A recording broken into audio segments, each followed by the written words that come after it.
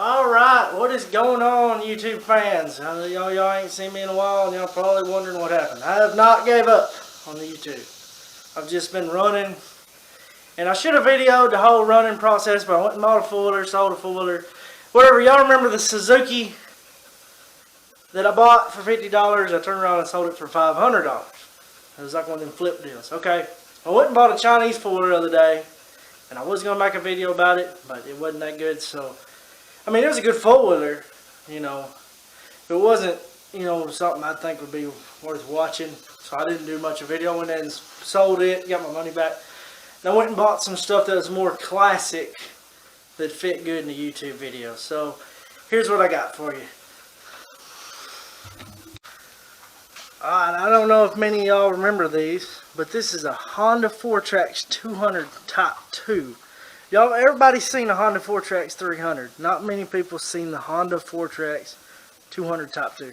Not the TRX 200 with the three-wheeler engine with the weird front end. This is an actual, just like a Honda FourTrax 300, but it's a 200. And this one's a little special because it has a chain driver in which the rear end's pulled out of this because the axle bearings went out, which I actually ordered those. And then the next special is going to be this right here. You remember the mud mower? If y'all go watch my other videos, it's still over there in the woods. If anybody wants it, it's just basically about free. I was hoping to get to like 1,000 subscribers and they could have it, but I doubt anybody would want it. So whatever, I just come out with this. Just went and picked this up. I don't know what year it is. I know it has a Kawasaki engine, 8 horse. I got the deck. I was thinking about fixing it up to mow with, but I don't know. It's pretty neat. My pride and joy right there is going to be the Honda FourTrax. I got it from my old man, Texarkana, Texas over there, that ran an ATV lawnmower repair parts business. He went out of business, and this was his personal four-wheeler that he used. You know, he said he used to ride. He said he ordered a new carburetor for it, new key switch, and I guess he was doing a restore on it or something. Somehow he lost the gas cap. He said he never could order the wheel bearings, and the ones he ordered at Honda are in the back, still in the Honda package, and they're way too small. So I stopped at O'Reilly's, which O'Reilly's ain't that good at finding four-wheeler parts. But if you know how to talk to them, a little bit like me, which I get grease all over my forehead. But alright, I went in there and I was like, hey, let me borrow your mic. I got something I want to measure out here. And I said, I need some four-wheeler parts. I know y'all can get them. And they're like, well, we don't know about four-wheeler parts. And I said, all right, hang on. I said, get on that computer. And we went to folders. I said, look, it's a Honda FourTrax, whatever, da-da-da. And I found it in the computer basically for the guy. And he's like, yeah, I got some different bearings here, but don't say if they fit. And I said, okay, let me borrow the mic. I went out there and mic'd them rear end. The inner was like a 34, 35 millimeter. And the outer was like a 62, and they got two different ones. They got some little ones and some big ones. It's the big ones.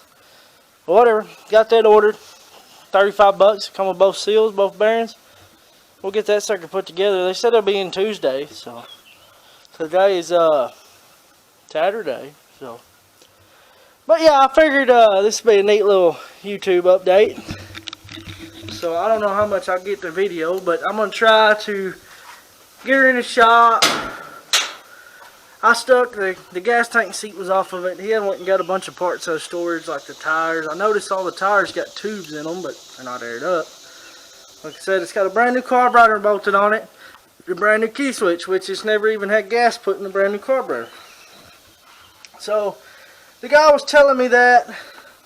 I'm hoping we don't run into any engine issues. I see a little black stuff on the cylinder there. I hope I ain't gonna blow the head gasket. But I know these are bad about right here. This will get busted when the chain jumps off too many times. I've had that happen.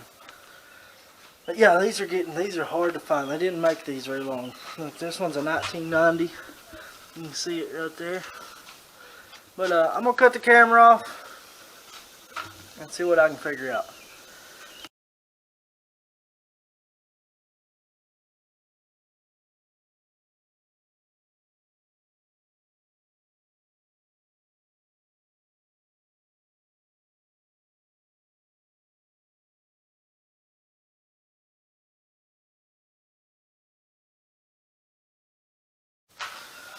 Well, folks, I got everything moved in here. I did it on the time lapse. That way y'all can see how much work it actually was.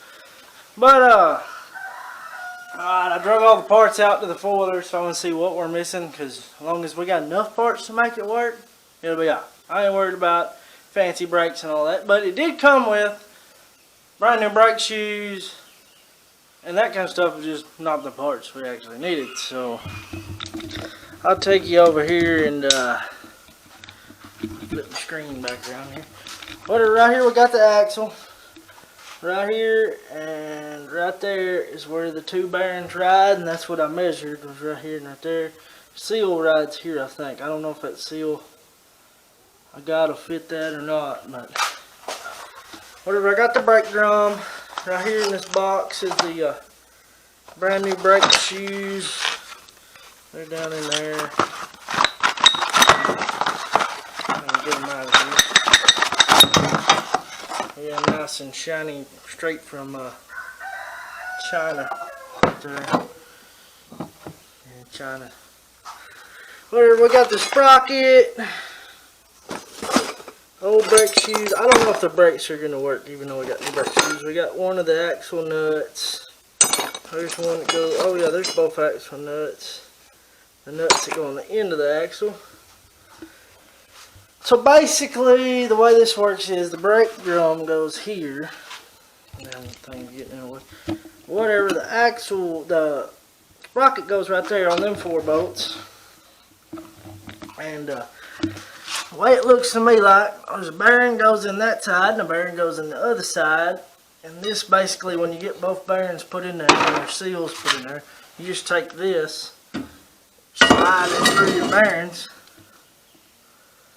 and you put your sprocket on this side and your nuts on that side. Or you put your brake drum on that side, and then the nuts.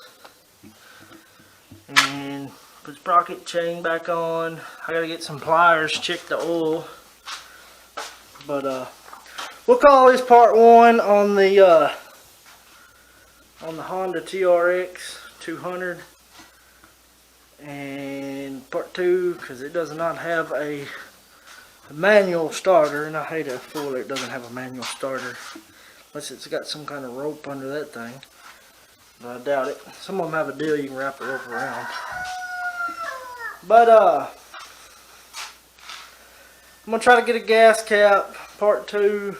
I might do it today. I might not, but alright, folks. If you hear a bunch of noise in the background, it's because the fan's on, but I cleaned the gas tank out. I didn't video all that. I was just messing around. I washed it out with a little diesel. Hooked the fuel line up. Luckily, we didn't have no holes in the fuel tank. Checked it with some more air pressure soaked water. So whatever, I hooked the fuel tank up and got gas going to her, and we're going to try to give her a start. I hooked jumper cables up to the truck, and let's see what it should do. It's been setting for, I don't know, a bunch of years. I cleaned all the vines out that was up through the fenders. So. Looky there. Which, y'all know it didn't start that good. I started it up off camera. I was just messing around, but hey, it actually started pretty easy. I didn't clean the carburetor or nothing. But he wasn't lying. It is a brand new carburetor, but it's one of those dang Chinese, you know, it ain't an OEM carburetor. So it's a little off a little bit, and plus it's been sitting for probably 4 years, 5 years. It's been a while. And but motor runs good. I noticed it's missing a bolt on the exhaust where the pipe goes in the motor.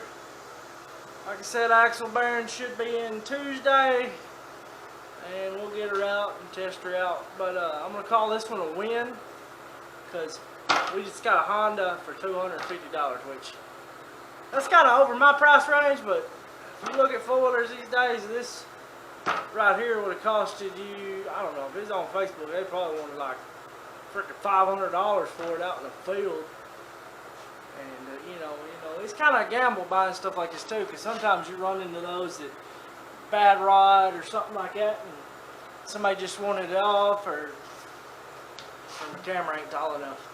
But like I said earlier, I was going to end the video, but I come back, so I wanted to see the end of it. So like, subscribe. Please subscribe. If you want to see us ripping this in the mud, you need to push the subscribe button and see what's coming up. And then we got the John Deere over there, which y'all can't see it, but I gotta figure out how that thing works. But and find some tires for it. Right, peace out.